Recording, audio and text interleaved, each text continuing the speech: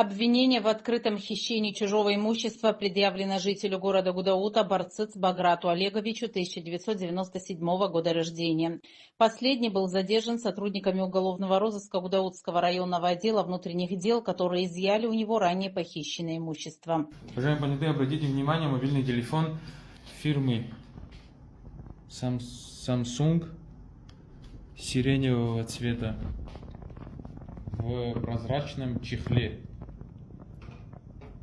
Данный мобильный телефон гражданин Барцыц выдал из правого кармана носимых брюк. Более какие-либо похищенные имущества какое-либо есть?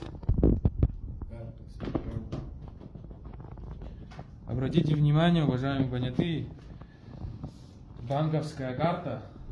Сотовый телефон и банковская карта на имя заявительницы находились в сумке, которую Барцыц вырвал из рук потерпевшей в городе Гудаута по улице Харази и с места преступления скрылся.